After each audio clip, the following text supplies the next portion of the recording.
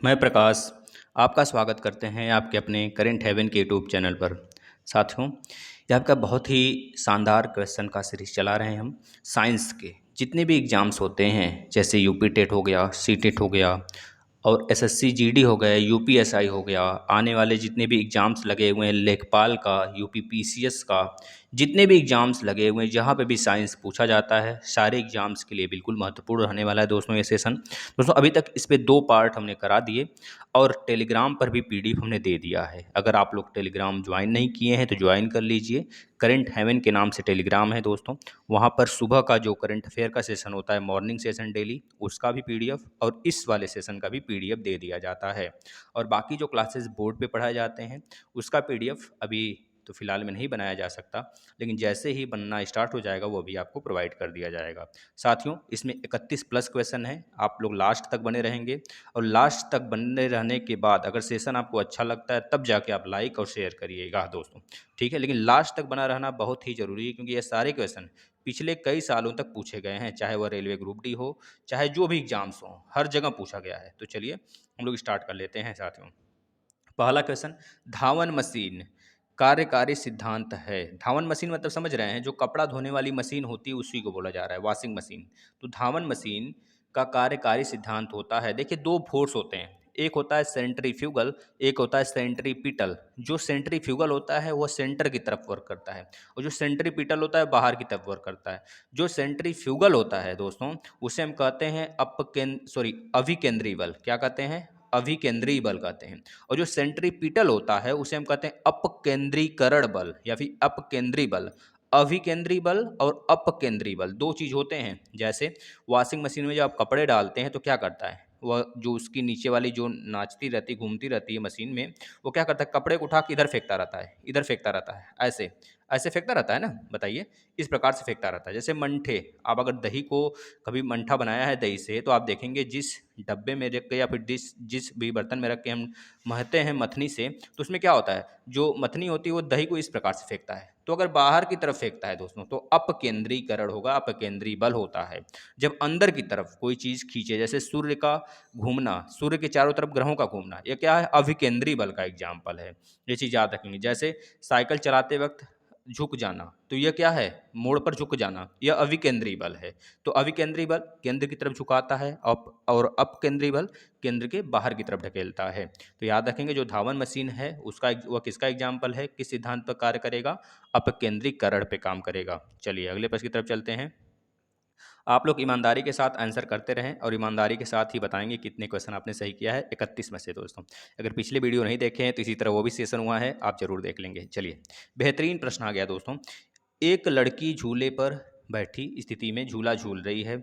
उस लड़की उस लड़की के खड़े हो जाने पर प्रदोल आवर्तकाल होगा। आपको बताया दोस्तों T=2 पाई रूट में L/G होता है कि G/L होता है। बताइए फटाफट आप लोग, क्या होता है?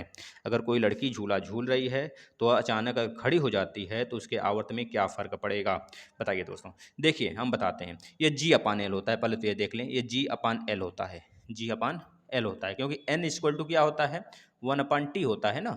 तो ये 1/T यानी T=2 पाई G/L होता है। ये चीज़ याद रखेंगे दोस्तों। अब देखिए हम यहाँ पर डायरेक्टली प्रोपोर्शनल टू पढ़ता है। अगर आवर्तकाल बढ़ेगा तो लंबाई घटेगी, अगर आवर्तकाल बढ़ा तो लंबाई घटेगी। क्योंकि यह कैसा है दोस्तों, आप देख रहे हैं ना। देखिए 1 मिनट, एक चीज़ गलत हो गया, 1 मिनट फिर से देखिएगा तो आप लोग इस प्रश्न को ध्यान से सुनेंगे। T=2 पाई रूट में L/G ही होता है, यह सही है। अब देखिए दोस्तों, अगर हम कह दें कि अगर यह सारे के सारे कांस्टेंट वेरिएबल्स यह सब नए आए, यह सब नए आए, तो क्या होगा, T=डायरेक्टली प्रोपोर्शनल टू रूट में L होगा। अगर L की वैल्यू आप 4 रखते हैं तो T की वैल्यू क्या आएगा, 2 आएगा, बिल्कुल आएगा। अगर L की वैल्यू आप 5 रखेंगे तो T की वैल्यू क्या आएगा, कुछ कम आएगा। अगर L की वैल्यू 9 रखेंगे तो T की वैल्यू 3 आएगा। मतलब आप अगर L को बढ़ा रहे हैं, लंबाई को बढ़ा रहे हैं, तो T में भी वृद्धि हो रही है, लेकिन L की अपेक्षा क्या हो रहा है, कम हो रहा है कि नहीं हो रहा है। तो बस यही चीज़ याद रखेंगे, कम हो जाएगा दोस्तों। क्या हो जाएगा, कम हो जाएगा। जैसे एक चीज़ और डिपेंड करेगा, पता है क्या, जैसे आप खड़े होते हैं तो आपका जो नींव होता है, नाभि जिसे बोलते हैं, जो ढोड़ी जिसे बोला जाता है शुद्ध हिंदी में, तो जब आप खड़े होते हैं दोस्तों तो आपका जो नाभि होता है वह ऊपर उठ जाता है। गुरुत्व से ऊपर उठ जाता है। पहले गुरुत्व आपका कुछ दूसरा था, आपका केंद्र कुछ दूसरा था जब आप बैठे थे। जैसे ही आप ऊपर उठते हैं, खड़े होते हैं, तो आपका गुरुत्व केंद्र ऊपर उठ जाता है। इस वजह से भी आपका जो झूलने का प्रदोलन है, आवर्तकाल इस तरह करने का है, वह क्या हो जाता है दोस्तों? क्या हो जाता है? घट जाता है। यह बात याद रखेंगे। इसका राइट आंसर ए होगा। चलिए, एक प्रश्न है आपसे।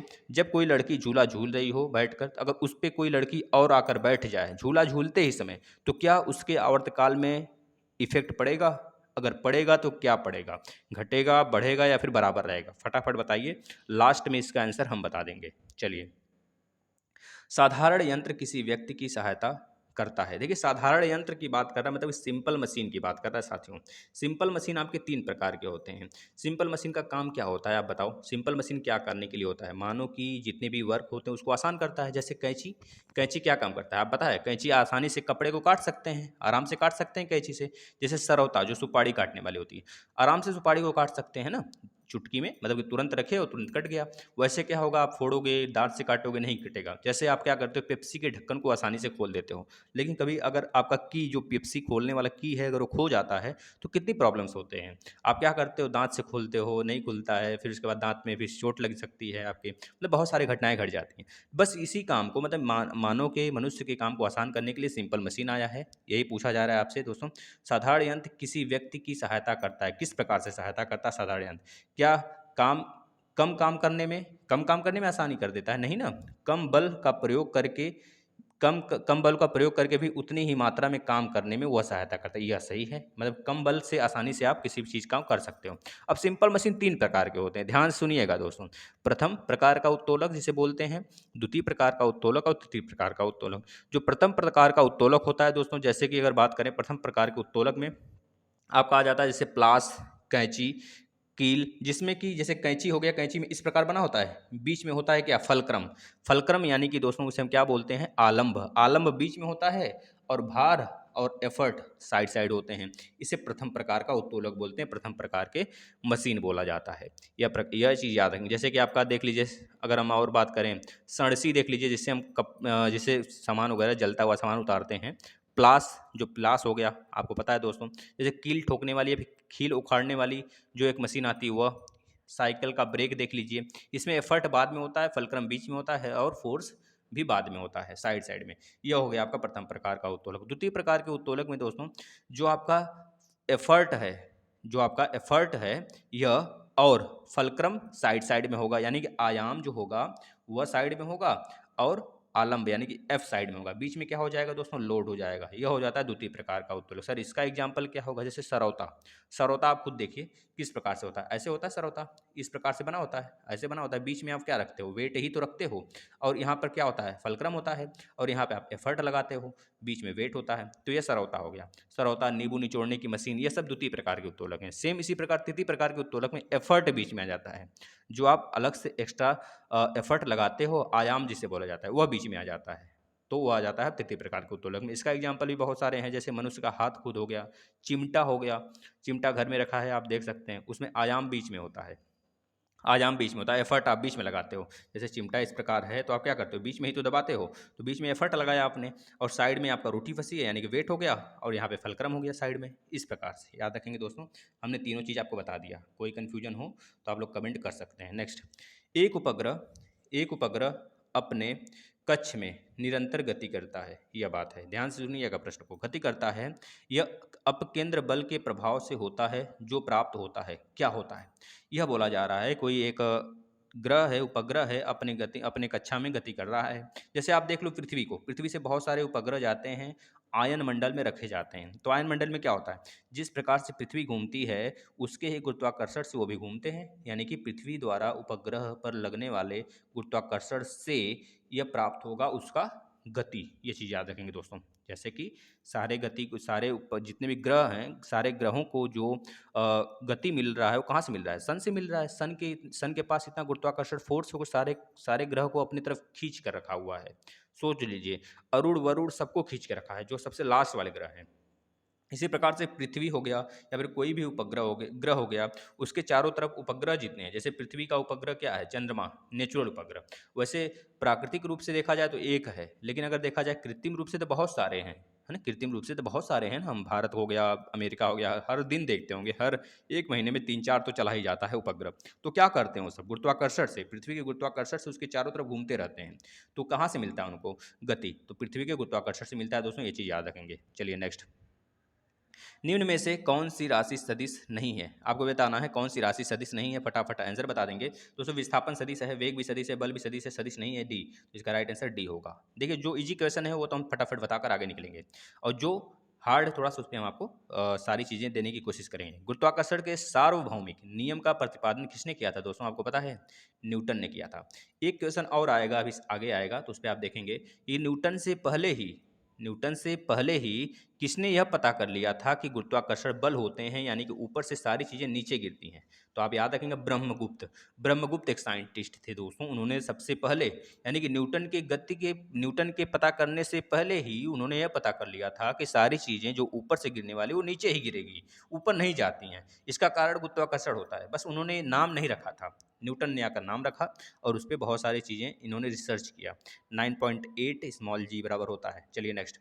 निम्नलिखित में से कौन सी एक सदिश राशि है? फिर आ गया, देखिए संवेग क्या है दोस्तों, हमने बताया था व और ब जिसमें आता है वो सदिश होता है। ट्रिक है, 98% यह सत्य होता है। इसके बाद 2% तो झूठ हो सकता है, क्योंकि एक सामान्य ट्रिक है, सामान्य ट्रिक बनाया गया है, तो वो गलत हो सकता है कभी, लेकिन कॉन्सेप्ट कभी नहीं गलत होता है। तो कॉन्सेप्ट बेहद जरूरी है, कॉन्सेप्ट के साथ अगर ट्रिक भी याद है तो बेहद बहुत ही अच्छी बात है। तो बताइए निम्नलिखित में से कौन सी एक सदिश राशि है? सदिश राशि संवेग ही केवल है दोस्तों। संवेग मतलब कि आपका momentum p equal to m into V होता है। अगर पूछा जाता है आवेग, आवेग बराबर मतलब कि इम्पल्स बराबर क्या होगा? f इंटू दोस्तों स्मॉल टी जो है बहुत तुच्छ समय है, तो याद रखेंगे। दाब यानी कि प्रेशर, बल बराबर सॉरी दाब बराबर क्या होगा दोस्तों? दाब बराबर होगा बल बटा क्षेत्रफल, बल बटा यानी कि F अपान में A होता है दोस्तों, याद रखेंगे। ऊर्जा यानी कि दोस्तों कार्य है, और कार्य बराबर आपको पता है F इंटू डी हो गया ना। चलिए नेक्स्ट चलते हैं। कार्य मतलब एक प्रकार का एनर्जी है दोस्तों। अगर एनर्जी की बात करेंगे तो आपको पता है क्या होता है? V इंटू आई, ये भी क्या है? हमारा एनर्जी ही तो है। W equal to V into I, ये भी तो एक प्रकार की एनर्जी है, विभवांतर जो हम कहते हैं, है ना। V इंटू क्यों, वी इंटू क्यों दोस्तों, वी इंटू आई नहीं, वी इंटू क्यों होता है, ये चीज़ याद रखेंगे। जैसे कि हम बोले आपका विभवांतर क्या होता है, विभव इक्वल टू क्या होगा? तो W बटे क्यों होगा, यही तो होगा। और एक प्रकार से ये भी तो एनर्जी है हमारा, इसका भी मात्रक तो जूल होता है, तो W इक्वल टू क्या होगा? वी इंटू क्यों हो जाएगा, सिंपल सा ये फार्मूला। चलिए अगले प्रश्न की तरफ चलते हैं। किसी लिफ्ट में बैठे हुए व्यक्ति को अपना भार कब अधिक मालूम पड़ेगा दोस्तों? इस पे भी हम आपको पूरा डिटेल में बताएंगे, बस ध्यान से आप लोग सुनते रहिए। कॉन्सेप्ट बेहद जरूरी है किसी भी चीज़ को पढ़ने के लिए। देखिए 3 चीज़ हम आपको बताएंगे, 3 नहीं 4 फंडे बताएंगे, चारों को आप ध्यान से सुनेंगे। पहला दोस्तों, अगर अगर कोई पर्सन, या फिर कह लीजिए जब लिफ्ट ए त्वरण से ऊपर जा रही हो, केवल ए त्वरण से अगर ऊपर जाती हो, तो व्यक्ति अगर उसमें बैठा है कोई, तो व्यक्ति पर आरोपित बल जो होगा, कुल आरोपित बल जो होगा दोस्तों, वो पृथ्वी द्वारा आरोपित बल के बराबर हो जाएगा, प्लस लिफ्ट द्वारा आरोपित बल के बराबर होगा। यानी कि जो व्यक्ति की आरोपित बल होगा उसका इक्वल टू पृथ्वी पर आरोपित बल प्लस लिफ्ट पर आरोपित बल के बराबर होगा। यानी अगर कोई लिफ्ट ए त्वरण से ऊपर जा रही हो तो व्यक्ति का अपना भार जो है बढ़ा हुआ प्रतीत होगा। वही चीज उल्टा होता है, जब लिफ्ट शून्य त्वरण से, यानी कि लिफ्ट की डोरी मान लीजिए टूट गई, तो व्यक्ति के भार में कोई परिवर्तन का आभास नहीं होता है। ये चीज याद रखेंगे, क्योंकि अचानक से जब पृथ्वी पे गिरती है आपका लिफ्ट, तो उसमें व्यक्ति बैठा है तो व्यक्ति ऊपर जाके लड़ जाता है, ये बात आपने सुना होगा। अगर अगर ऊपर जा रहा हो सामान्य त्वरण से तो व्यक्ति का भार बढ़ेगा। जब सामान्य त्वरण से लिफ्ट त्वरित वेग से, समान त्वरण से नहीं मतलब त्वरित वेग से, त्वरित होते हुए, अगर त्वरित होते हुए नीचे आ रही हो तो उसका वेग क्या होगा दोस्तों? घट जाएगा। ये 3 चीजें हैं आपके दिमाग में होनी चाहिए दोस्तों, ठीक है। अगर डोरी टूट जाती है तो व्यक्ति का भार जो है दोस्तों क्या हो जाएगा बताइए? शून्य हो जाएगा, बिल्कुल जीरो हो जाएगा, व्यक्ति का भार जीरो होगा। ये चीज़ आपको पता होना चाहिए अगर डोरी टूटा तो। अन्यथा अगर त्वरित वेग से ऊपर जा रहा है तो उसका वेग बढ़ेगा, अगर त्वरित वेग से लिफ्ट नीचे आ रहा है तो उसका वेग घटेगा साथियों। ये 3 कॉन्सेप्ट थे जो हमने आपको बताया, ये आपको याद रख लेने हैं। चलिए अगले प्रश्न की तरफ चलते हैं। इसका राइट आंसर क्या हो जाएगा दोस्तों? इसका राइट आंसर क्या होगा? व्यक्ति, बैठे हुए व्यक्ति को अपना भार कब अधिक मालूम होगा? जब लिफ्ट त्वरित वेग से ऊपर की तरफ जाएगा, यह वाला इसका राइट आंसर होगा। चलिए नेक्स्ट चलते हैं। देखिए आप लोग आंसर करिए, और हो सके तो अगर आपके पास थोड़ा सा भी टाइम हो, आपको लग रहा है कि सर की एफर्ट बहुत अच्छा है, तो आप शेयर करिए, अन्यथा सिर्फ आप देखिए अगर आप नहीं चाहते हैं शेयर करना तो। चलिए देखिए, एक व्यक्ति कार में जो विराम में बैठा है, सड़क से कार के 4 पहियों में से प्रत्येक पर प्रक्रिया आर है, प्रत्येक पर जो प्रक्रिया लग रही है दोस्तों वो आर लग रही है। इस चीज़ को ध्यान सुनिए। जब कार सीधी समतल सड़क पर चलेगी तो अग्र पहियों में प्रत्येक पर प्रतिक्रिया में क्या परिवर्तन आएगा? प्रश्न को आसानी से आप पढ़ लिया। अब ध्यान से देखिए, क्या आर, अगर हम बोलें यह कार चल रही हो, अगर आप ब्रेक लगाते हैं तो पीछे वाले पहिए पे लगता है। अगर साइकिल का ही ले लीजिए, साइकिल में अगर पीछे वाले पे आप ब्रेक लगा रहे हैं, पीछे वाले पहिए पे लगेगा। अब जब आप पीछे वाले पे ब्रेक लगाएंगे दोस्तों, जो देखिए पहली बात है, जो एक्सेलरेटर लगा होता है ना वो पिछले वाले पहिए पर ही होते हैं। अब तो डबल इंजन वाले कार्स वगैरह आने लगे हैं तो उसमें हो सकता है चेंजेस बहुत सारे हो चुके हैं, लेकिन जनरल अगर कार की बात करें तो पीछे की तरफ सारी चीज़ें होती हैं। जो आप देखते हैं बीच में लगा होता है, बीच में वो कार को क्या करता है, कार दोनों पहियों के बीच में जो लगा होता है उसी में सारे सिस्टम होते हैं। उसी में ब्रेक होता है, उसी में गियर होता है, स्पीड बढ़ाने वाला। तो हम जो भी करते हैं कारनामा वो पिछले पहिए पे करते हैं, ऑटोमेटिक अगला वाला अपना हो जाता है। अब देखिए, अगर आप पिछले पहियों को मोड़ेंगे तो उसके पहले ही अगला पहिया मुड़ जाएगा। ये चीज़ दिमाग में होना चाहिए। अगर आप पिछले पहियों को मोड़ रहे हैं इतने दूर से तो उसके पहले ही अगला पहिया मुड़ेगा। अब बताइए आर किस में अधिक होगा, किस में कम होगा? आप खुद बता सकते हैं दोस्तों। आर तो कम होगा ना, बताइए। अगर पहिए में प्रत्येक पर प्रक्रिया क्या होगा, आर तो कम होगा, क्योंकि आप बताओ रेडियस किस में ज़्यादा होगा? जो पिछले पिछले अगर आप मूव कर रहे हैं तो पिछला वाला ज़्यादा मुड़ेगा, फिर उसके पहले ही तो स्मॉल आर मुड़ जाएगा, मतलब अगला वाला पहिया मुड़ जाएगा। ये चीज़ फील करिए। अगर फील कर पा रहे हैं तभी इसका आंसर कर पाएंगे दोस्तों। अगर आप कभी कार वगैरह में बैठे हों तो, वैसे अन्यथा सभी लोग बैठे होंगे, गाड़ी में बस में तो सभी लोग बैठे होंगे। जब बस वाला मोड़ता है गाड़ी को तो पिछले वाले पहियों को मोड़ता है, आगे वाला उसके पहले ही मूव कर जाता है। आपको पता होना चाहिए, आगे वाला पहले ही मूव करेगा, आगे वाले को पहले ही मोड़ देता है, पिछला वाला थोड़ा सा ऐसे करके आता है। आपको देखे होंगे तो पता होगा साथियों। तो मतलब आर से कम होगा, ये चीज़ याद रखेंगे। चलिए नेक्स्ट। पेंडुलम घड़ी तीव्र गति से चल सकती है। अच्छा, अब बताइए पेंडुलम घड़ी कब तीव्र गति से चलती है? पता है आपको? जब शीत ऋतु आती है, शीत को छोड़ दीजिए, शीत और ग्रीष्म को पकड़ के चलते हैं, इसको छोड़ दीजिए, बसंत और वर्षा को, इसको छोड़ दीजिए। वर्षा ऋतु में तो सामान्य समय होता है, ना ही बढ़ा हुआ ना ही घटा हुआ। देखिए, जब ग्रीष्म ऋतु आती है तो पेंडुलम जो घड़ी होता है उसकी सुई जितनी होती है सबका लंबाई बढ़ जाता है गर्मी के कारण, क्योंकि आपको पता है जब गर्मी लगती है तो टी शर्ट वगैरह निकाल के घूमने लगते हैं। सेम उसी तरीके से जब गर्मी लगेगी पेंडुलम को तो सुई क्या होगा, फैल जाएगा हवा लेने के लिए। भाई इस तरह समझ लीजिए। अगर शीतकालीन का समय है तो क्या होगा, सिकुड़ेगा, क्यों सिकुड़ेगा कि उसे कम समय लगे, क्षेत्रफल अपना कम करेगा। तो इस तरह से तीव्र गति से चल सकती है कब, जब उसका सुई छोटा होगा। जब छोटा होगा तभी तो तीव्र गति से चलेगी। बताइए, इतनी बड़ी घड़ी है, इसमें बड़ी नीडल है, ये छोटी नीडल है, बताइए। जब छोटा होगा तो उसको कम दूरी समझ तय करना पड़ेगा ना, इस तरह समझ जाइए। शीतकालीन में दोस्तों घड़ियाँ आगे हो जाती हैं, पेंडुलम जो है आगे हो जाता है, घड़ी जो समय है वो आगे निकल जाती है। आप देखते होंगे कभी 5 या 4 मिनट आगे हो जाती है घड़ी। और ग्रीष्मकालीन में समय जो आप एग्जैक्ट समय से थोड़ा कम हो जाता है। तो याद रखेंगे, सुइयाँ बढ़ जाती हैं ग्रीष्मकालीन में, इस वजह से समय क्या हो जाता है, घट जाता है। और जो दोलक होता है, जो दोलन होता है वो कम हो पाता है, किसकी अपेक्षा, शीतकालीन की अपेक्षा। तो इसका राइट आंसर दोस्तों तीव्र हो जाती है तो शीतकालीन, यानी कि बी राइट आंसर होगा। चलिए नेक्स्ट। पदार्थ के संवेग और वेग के अनुपात में कौन सी भौतिक राशि प्राप्त होती है? संवेग और वेग हमने बताया है दोस्तों बहुत बार। P इक्वल टू क्या होता है, यम इंटू वी होता है। अगर आप यम इंटू वी को ही लेके चलें जो P के बराबर है, तो यम इंटू वी बटे क्या हो जाएगा, किसके अनुपात को, वेग के अनुपात को। वेग और वेग कट जाएगा तो क्या मिलेगा, यम मिलेगा ना। तो राइट आंसर दोस्तों यम हो जाएगा, है ना। चलिए अगले प्रश्न की तरफ चलते हैं। सड़क पर चलने की अपेक्षा बर्फ पर चलना कठिन है, क्योंकि? आप बताओ। बर्फ तो सख्त होता, सॉरी, सड़क तो सख्त होता है बर्फ की अपेक्षा, कि बर्फ सख्त होता है? बताइए क्या सख्त होता है? जो चीज़ें ज़्यादा सख्त होंगी उस पर घर्षण ज़्यादा लगेगा, यही तो। बताइए, उस पर घर्षण ज़्यादा लगेगा ना। तो कौन सा इसमें सख्त है, आप बताओ। दोस्तों हमारा जो अर्थ होता है, जो सड़क है वह ज़्यादा सख्त है, ज़्यादा मतलब सख्त मतलब उबड़ खाबड़, ये समझ लीजिए। जो उबड़ खाबड़ ज़्यादा होगा उस पर घर्षण ज़्यादा लगेगा, फ्रिक्शन ज़्यादा लगेगा। अब फ्रिक्शन जब ज़्यादा लगेगा दोस्तों तो हम तेज़ी से चल पाएंगे उस पर, और जिसपे फ्रिक्शन ही नहीं लगेगा तो कहाँ से हम चल पाएंगे। जैसे केले का छिलका देख लीजिए, उस पर क्या होता है, प्रतिक्रिया बल बहुत कम मिलता है। क्रिया प्रतिक्रिया का नियम जो गति का तृतीय नियम है, या फिर न्यूटन के, या फिर फोर्स की गति का तृतीय नियम कहिए, या फिर न्यूटन के गति का तृतीय नियम कहिए।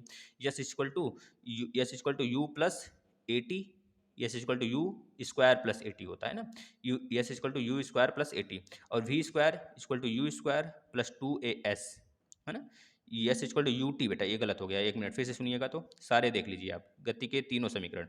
We equal to U plus A T एक तो हो गया, दूसरा वाला क्या होगा, S equal to U T plus half A T square हो जाएगा, और तीसरा वाला क्या होगा, V square equal to U square plus 2as होगा। यस क्या है, डिस्टेंस है, ए क्या है, त्वरण है, यू क्या है, आपका इनिशियल वेग है यानी कि स्टार्टिंग जब आप स्टार्ट करते हो प्रारंभिक वेग, जो वी है फाइनल वेग है यानी कि आपका फाइनल वेग यानी कि लास्ट वाला वेग है। ये चीज़ याद रखेंगे दोस्तों, है ना, अंतिम वेग जिसे बोलते हैं। ये सारी चीज़ें टी समय है।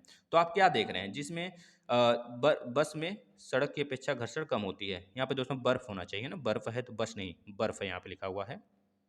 बर्फ में सड़क की अपेक्षा घर्षण कम होता है दोस्तों, ये वाला इसका राइट आंसर होगा डी।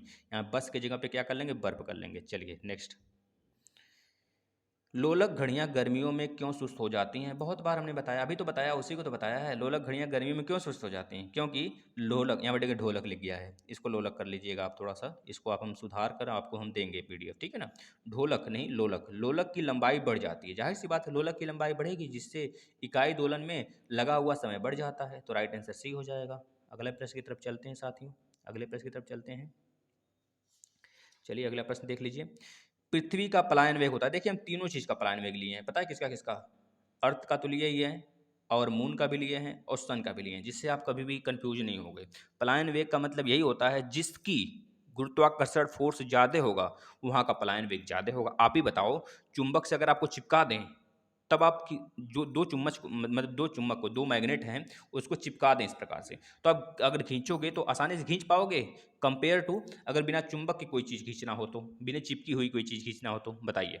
तो जहाँ पे बिना चिपका हुआ कोई चीज़ अगर आप खींच रहे हैं तो वहाँ पे क्या होगा, गुरुत्वाकर्षण फोर्स कम लगेगा, और जहाँ पे आप चिपका कर कोई चीज़ खींच रहे हैं मैग्नेट में दोस्तों, वहाँ पे गुरुत्वाकर्षण फोर्स ज़्यादा लगेगा। इस तरह समझ जाइए।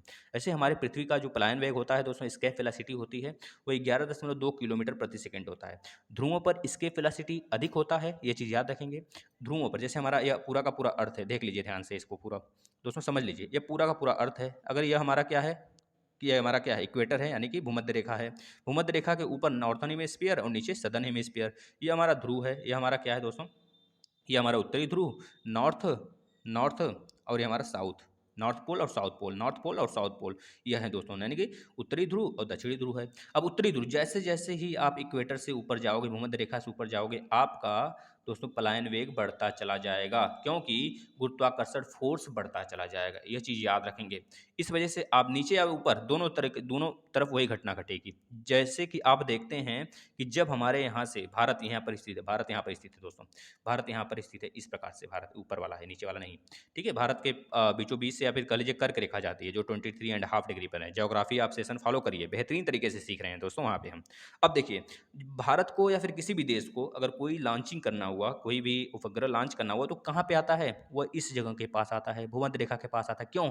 क्योंकि यहाँ से कम वेग में ही वह चला जाएगा ऊपर। जब ऊपर चला जाएगा तो अंतरिक्ष में चला गया। एस्केप वेलोसिटी मतलब ऐसी वेलोसिटी जिस स्पीड से किसी पिंड को, किसी भी वस्तु को फेंका जाए, वह कभी भी वापस न लौट कर आए। मतलब 11.2 किलोमीटर प्रति सेकंड हो या फिर इससे ज़्यादा कोई वेग से अगर आप कोई चीज़ फेंक रहे हैं तो वो नीचे कभी नहीं आएगी दोस्तों, वो ऊपर चली जाएगी, अंतरिक्ष में ही तैरेगी। इस प्रकार से हम भूमध्य रेखा से कोई भी चीज़ें छोड़ते हैं, उपग्रह वगैरह लॉन्च करना होता है, तो देखते हैं आप कहाँ से होता है। बेंगलुरु आपके जो आपका क्या है, आंध्र प्रदेश में क्या है दोस्तों, श्रीहरिकोटा, वहाँ से लॉन्च होता है। देखते हैं ना आप, इस प्रकार से आप देख सकते हैं। या फिर भारत को किसी मित्र देश के पास, जैसे ईरान से, या फिर कोई अदर देश है जो भूमध्य रेखा के पास, वहाँ से लॉन्चिंग किया जाता है ना। यही कारण होता है कि वह आसानी से ऊपर चला जाए। नेक्स्ट देखिएगा, सूर्य का प्लान वेग कितना होगा दोस्तों? सूर्य का गुरुत्वाकर्षण फोर्स बहुत ज़्यादा होता है, बहुत यानी कि बहुत ज़्यादा होता है। इसका 6000 डिग्री सेंटीग्रेड सिर्फ इसके बाहर का टेम्परेचर होता है, समझ सकते हैं। बाहर का, कोरोना का, जो कोरोना होता है यहाँ का ना, सन के, उसका बस टेम्परेचर होता है। अंदर का तो बहुत लाख गुना होता है दोस्तों। इसका जो पलायन वेग होगा दोस्तों 615 किलोमीटर प्रति सेकंड होता है, इसे याद कर लेंगे इसके वेलोसिटी। मून का देखिए, मून का कितना हो जाएगा दोस्तों? मून का 2.38 किलोमीटर प्रति सेकंड होगा दोस्तों, डायरेक्ट इसे याद कर सकते हैं, क्योंकि मून पे भी गुरुत्वाकर्षण फोर्स कम है कंपेयर टू दोस्तों किसके, अर्थ के। और सबसे ज़्यादा कहाँ पर है, सन पे है दोस्तों, याद रखेंगे। नेक्स्ट, अब देखिए स्केप वेलोसिटी का आपको फॉर्मूला भी याद कर लेना है, याद कर लीजिए क्या होता है। देखिए, अगर यहाँ पर स्केप वेलोसिटी अगर हम वी मान लें, वी मतलब कि स्केप वेलोसिटी अर्थ का, तो क्या हो जाएगा, रूट में जी एम इंटू 2 बटे स्मॉल आर, ये स्मॉल आर होगा, स्मॉल आर क्या है दोस्तों, ये distance from the centre of the mass, जो चीज़ आप फेंक रहे हैं उसके मास जहाँ से फेंका जा रहा है उसका डिस्टेंस है। अगर एम फार बोलें तो mass of the body from the scape, जहाँ से आप फेंक रहे हैं वो एम है, वहाँ का मास जो होगा वस्तु का, जहाँ से आप फेंक रहे हैं, चाहे ध्रुव से फेंक रहे हों, चाहे आप भूमध्य रेखा से फेंक रहे हों, वहाँ पे जो वस्तु का मास होगा वही लिया जाएगा मेन। और जी फार क्या है? यूनिवर्सल ग्रेविटेशनल कांस्टेंट दोस्तों, यानी कि जी की वैल्यू क्या होती है? 6.67 इंटू 10⁻⁻11 न्यूटन मीटर स्क्वायर पर केजी स्क्वायर यह होता है। चलिए आगे चलते हैं। फोर्स गुणनफल होता है, F बराबर एम में होता है, F बराबर एम में यानी कि द्रव्यमान गुणे त्वरण, यह होगा बी होगा, एम इंटू ए होता है ना F बराबर। दोस्तों यही हमारा पता है, ये हमारा क्या है? यही तो हमारा है सेकंड गति का दूसरा नियम, यम ए यानी कि गति के दूसरे नियम से हमें क्या मिलता है दोस्तों? यह वाला फार्मूला मिलता है, ये चीज़ याद रखेंगे, यम ए। और गति के पहले नियम से हमको फार्मूला मिलता है फोर्स का, फार्मूला नहीं दोस्तों, डेफिनेशन मिलता है, यानी कि परिभाषा हमें जो मिलता है गति का। गति के पहले नियम से फोर्स का परिभाषा मिलेगा, और गति के दूसरे नियम से हमें क्या मिलता है दोस्तों? यह अंकीय मान मिलता है, जिसे हम कहते हैं F equal to M A. ये चीज़ याद रखेंगे। अगले प्रश्न की तरफ चलते हैं। अगर किसी वस्तु को 8 किलोमीटर प्रति सेकंड के वेग से अंतरिक्ष में फेंका जाता है तो क्या होगा? दोस्तों 8 किलोमीटर प्रति सेकंड के वेग से फेंकने से क्या होगा? आप बताओ। इसकी वेलोसिटी तो क्या होती है हमारे 11.2 किलोमीटर प्रति सेकंड होगा, तो क्या होगा? वो फिर से वो अंतरिक्ष, मतलब अंतरिक्ष में ना जाकर फिर से अर्थ पे गिर जाएगा, यानी कि वापस पृथ्वी पर आ गिरेगी। साथियों ये चीज़ याद रखेंगे, 11.2 किलोमीटर प्रति सेकंड से कम नहीं होना चाहिए। ये तो 8 ही बोला है ना, अगर इससे ज़्यादा होता या फिर यह होता तो वो अंतरिक्ष में चला जाता, लेकिन इससे कम है तो वो अंतरिक्ष, मतलब अंतरिक्ष में न जाकर पृथ्वी पर वापस आके गिर जाएगा। चलिए नेक्स्ट चलते हैं। ऊर्जा संरक्षण का आशय क्या है दोस्तों? आपने पढ़ा होगा एनर्जी का 3 नियम है। ऊर्जा को ना ही डिस्ट्रॉय किया जा सकता है, ना ही दोस्तों क्या किया जा सकता है? जनरेट किया जा सकता है, बट वन फॉर्म से अदर फॉर्म में उसे कन्वर्ट किया जा सकता है। जैसे हम बोलें इलेक्ट्रिक एनर्जी दोस्तों विद्युत ऊर्जा, कह लीजिए आप मोटर जो होता है, इलेक्ट्रिक मोटर होता है, उससे आप क्या करते हो? उसको इलेक्ट्रिक मोटर को चला दिए तो क्या हुआ? जैसे आप जब जनरेटर चलाते हो तो उसमें क्या होते हैं? उसमें दोस्तों ईएमएफ कटता है। ईएमएफ ज्यों कटेगा त्यों आपको क्या मिलती है? घर में एनर्जी मिल जाती है, यानी कि मैकेनिकल एनर्जी से आपने क्या प्राप्त कर लिया दोस्तों? विद्युत ऊर्जा प्राप्त कर लिया।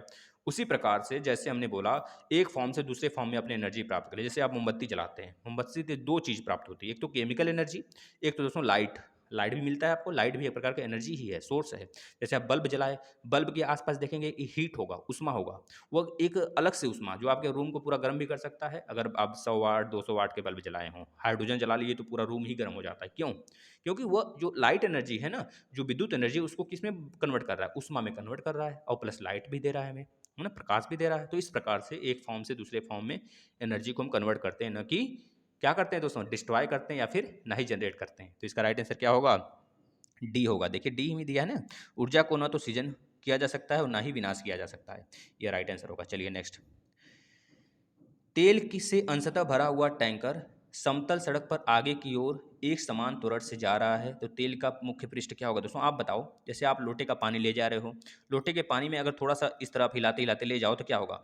इस प्रकार से आपका होगा ना, जैसे गाड़ी अगर चल रही हो, गाड़ी ऐसे जा रही हो पैरेलल, तो आपका तेल पता है इस प्रकार से हो जाएगा, इस प्रकार से तेल होगा।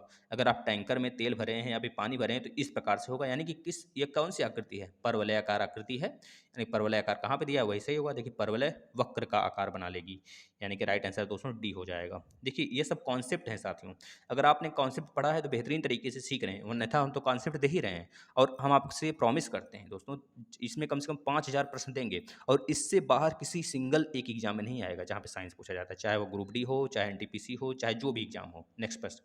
मानव शरीर का भार होता है, अभी तो हमने बताया, मानव शरीर का भार वहीं पर अधिक होगा जहाँ पर जी की वैल्यू अधिक होगी। कहाँ पे? ध्रुवों पर अधिकतम होगा। हमने बताया था ना, इक्वेटर पे सबसे कम और ध्रुवों पर सबसे अधिक होगा दोस्तों। ये चीज़ याद रखेंगे, यानी कि राइट आंसर ए हो जाएगा। चलिए अगले प्रश्न पे चलते हैं। लोलक की कालावधि निर्भर करती है, बताओ आप, लोलक की कालावधि किस पे निर्भर करती है दोस्तों? अभी तो हमने बताया था, क्या होता है? 2 पाई एल अपान जी, यल अपान जी, तो यल पे ही तो लोलक का आवर्तकाल निर्भर करेगा दोस्तों, तो लंबाई पर ही निर्भर करेगा। ये चीज़ याद रखेंगे। समय, द्रव्यमान और ताप से क्या होता है? इस पे निर्भर नहीं करता है, याद रखेंगे। नेक्स्ट। किसी पिंड व वस्तु का भार क्या होता है, बताइए। किसी पिंड व वस्तु का भार क्या होगा? पृथ्वी तल पर सब जगह समान होता है, गलत। पृथ्वी तल पर सब जगह थोड़े समान होता है, ध्रुवों पर अधिकतम होता है। और अगर हम ध्रुव की तरफ बढ़ रहे हैं तो बढ़ेगा। अगर ध्रुव के ओर आ रहे हैं, मतलब ध्रुव की तरफ जा रहे हैं, ऊपर की तरफ चल रहे हैं या फिर नीचे की तरफ जा रहे हैं, ध्रुवों पर नॉर्थ पोल पे या फिर साउथ पोल पे जा रहे हैं, तो बढ़ेगा हमारा, बढ़ेगा भैया पिंड का वस्तु का भार। अगर हम भूमध्य रेखा की तरफ आ रहे हैं, मतलब इक्वेटर की तरफ आ रहे हैं, तो घटेगा, जाहिर सी बात है, ध्रुवों पर सर्वाधिक होगा। राइट आंसर बी इसका होगा। चलिए नेक्स्ट। हवा में लोहे और लकड़ी की समान भार की गेंद को समान ऊंचाई से गिराने पर क्या होगा। दोस्तों देखिए, इसमें दो क्वेश्चन हमने लिया है, तो दोनों में आपका कन्फ्यूजन बिल्कुल सॉल्व हो जाएगा। इसमें हवा बोला है ना, अगर ये बोलता है निर्वात में अगर कोई चीज़ गिराई जाती है तब वहाँ पर दोनों साथ में आएंगी, ये चीज़ याद रखिएगा। अगर यहाँ पर ना हवा बोला हो न निर्वात बोला हो, तब हम हमेशा क्या लेंगे, निर्वात ही लेंगे। अन्यथा अगर हवा बोल दिया यहाँ पर, तब आप इतना समझ जाइएगा, जो चीज़ भारी होगी वह पृथ्वी पर पहले गिरेगी, जो हल्की होगी वह बाद में गिरेगी। ये चीज़ याद रखिएगा, कब, जब हवा होगा, क्योंकि हवा क्या है, एक माध्यम है। अगर माध्यम में कोई चीज़ गिरता है ऊपर से नीचे, तो उसका अलग अलग, अगर अलग अलग वेट है तो अलग अलग समय गिरेगी। ये चीज़ याद रखिएगा दोस्तों। इसका राइट आंसर क्या होगा, जो लकड़ी की गेंद होगी वो बाद में गिरेगी। ये चीज़ याद रखें, इसका राइट आंसर यह होगा। चलिए नेक्स्ट देखिए, ऐसा ही प्रश्न अगला है। लकड़ी, लोहे व मोम के समान आकार के टुकड़ों को समान ऊंचाई से गिराया जाता है, तो सर्वप्रथम पृथ्वी पर कौन पहुंचेगा। अब यहाँ पे ना ही हवा बोला है ना ही निर्वात बोला है, तो आप बताओ क्या होना चाहिए। जो सबसे भारी होगा वह पहुंचेगा कि तीनों एक साथ पहुंचेंगे। दोस्तों तीनों एक साथ पहुंचेंगे, ये चीज़ याद रखें, क्योंकि यहाँ पे ना ही हवा बोला है ना ही निर्वात बोला है। अगर हवा बोल दिया होता तब तो सबसे पहले हमारा लोहा पहुंचता, लेकिन हवा नहीं बोला है, इसका मतलब निर्वात होना चाहिए। यहाँ पे निर्वात होगा, निर्वात पे सारी चीज़ें एक साथ आती हैं, चाहे वो हल्की हो चाहे भारी हो। चलिए नेक्स्ट।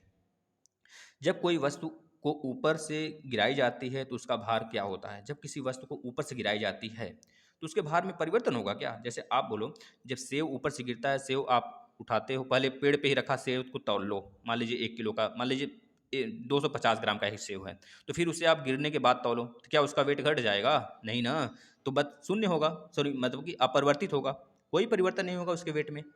लेकिन एक प्रश्न हमने एक्स्ट्रा लिया है जिसमें आपका कन्फ्यूजन हो सकता है, देखिएगा ऐसे ही प्रश्न है एक, इसमें सही है दोस्तों। अब देखिए, जब किसी वस्तु को ऊपर से गिराया जाता है तो उसकी चाल कब अधिक होती है। अब यहाँ पे यह प्रश्न थोड़ा सा ट्विस्ट है, बताइए कब अधिक होगा। जैसे आप कोई वस्तु, मान लीजिए सेव पेड़ से नीचे गिर रहा है, तो जैसे ही पृथ्वी पर पहुंचने वाला होगा, उसके चुन्नी सा मतलब चुट्टी सा एकदम बहुत छोटे समय से पहले ही, जैसे ही वह गिरने वाला हो, उसके थोड़े से समय से ऊपर ही उसका जो वेग होगा बहुत अधिक होगा दोस्तों। यहाँ पे वेट की बात नहीं हो रही है, चाल की बात हो रही है। चाल कहाँ पे सबसे अधिक होगा, जैसे ही पृथ्वी पर पहुंचने वाला होगा उससे जस्ट पहले यानी कि गिरने वाला हो, जो पृथ्वी पर टच होने वाला है उससे जस्ट पहले ही उसका भार मतलब कि चाल अधिक होगा। दोस्तों राइट आंसर इसका क्या हो जाएगा, गिरने से थोड़ा सा पहले, राइट आंसर यह होगा। चलिए नेक्स्ट। अंतरिक्ष यात्री निर्वात में सीधे खड़े नहीं रह सकते, क्योंकि गुरुत्व तो नहीं होता है भैया वहाँ पर, साफ साफ बात है, गुरुत्व तो नहीं होता है, तभी तो वो क्या करते हैं, ना ही अगर गुरुत्व तो नहीं है तो ना ही वो एक दूसरे की बातों को सुन सकते हैं, ना ही वहाँ पे खाना पीना खा सकते हैं, ना ही वहाँ पे टहल सकते हैं, कुछ नहीं कर सकते। बस जिस यान में वो गए हैं, जिस वो कमरे में हैं, उसी कमरे में थोड़ा सा ऐसे वैसे उड़ सकते हैं। आप देखते होंगे मूवी वगैरह में। तो राइट आंसर दोस्तों, गुरुत्व नहीं होने के कारण वह सीधे नहीं खड़ी हो सकते। नेक्स्ट, निम्नलिखित में से किसने न्यूटन से पूर्व ही बता दिया था दोस्तों कि सभी वस्तुएं पृथ्वी की ओर गुरुत्वाकर्षण के कारण ही आती हैं। तो बताइए कौन बताया था, हमने बताया ना अभी स्टार्टिंग में बताया था, कौन बताया था, ब्रह्मगुप्त ने। राइट आंसर दोस्तों इसका डी हो जाएगा, राइट आंसर डी होगा। चलिए नेक्स्ट प्रश्न की तरफ चलते हैं।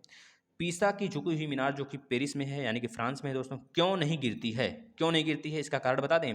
जैसे कि पीसा झुकी हुई है तो उसमें एक हम रेखा लाइन खींच देते हैं गुरुत्व के कारण, गुरुत्व बनाने के कारण। जो इसका रेखा लाइन है, जो इसका गुरुत्व है, किसका, जो इस पीसा की मीनार की जो झुकी हुई है, उसके लाइन के अंदर ही पड़ जाता है, इस वजह से वह नहीं गिरती है। यानी गुरुत्व केंद्र से जाने वाली ऊर्ध्वाधर लाइन तल के अंदर ही रहती है। राइट आंसर डी हो जाएगा। क्या हो जाएगा दोस्तों, डी, कि उसका जो गुरुत्व लाइन है वह केंद्र के अंदर ही होगा उसके ऊर्ध्वाधर लाइन से। ये चीज़ याद रखेंगे, राइट आंसर डी होगा। नेक्स्ट एंड लास्ट प्रश्न, भारहीनता होती है, भारहीनता का मतलब क्या, जहाँ पर गुरुत्वाकर्षण बिल्कुल शून्य होता है। जहाँ पे गुरुत्वाकर्षण शून्य है वहाँ पे भार आपका जीरो हो जाएगा, खुद ब खुद जीरो होगा दोस्तों। गुरुत्वाकर्षण अगर शून्य हुआ तो भार शून्य। जैसे कि अगर हम बोलें, जैसे आपने देखा था लिफ्ट वाला क्या था, वेट बराबर क्या था, Gm-Ga, G m-G-, कर लीजिए, G-M कर लीजिए। जो मास है एक लिफ्ट का है एक आपका है, गुरुत्वाकर्षण दोनों समान ही रहेगा, तो मल्टीप्लाई करेंगे दोनों इक्वल आ जाएगा, यानी कि जैसे ही रस्सी टूटेगी वैसे ही आपका वेट जीरो हो जाएगा। यह चीज़ याद रखेंगे दोस्तों। भारहीनता में गुरुत्वाकर्षण शून्य होता है, शून्य की स्थिति होती है। दोस्तों अगर वीडियो सेशन आपको अच्छा लगा हो तो आप ज़्यादा से ज़्यादा दोस्तों, सिर्फ एक उम्मीद है दोस्तों, एक रिक्वेस्ट है आपसे, ज़्यादा से ज़्यादा शेयर करिए। यही मेरे लिए फल होगा जो आप शेयर करेंगे।